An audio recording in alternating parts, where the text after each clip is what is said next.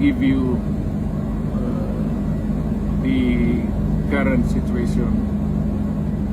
I am about to land sa Cape. Galing ako Dubai. Stopover for it's a long haul, it's a long flight. Okay ako.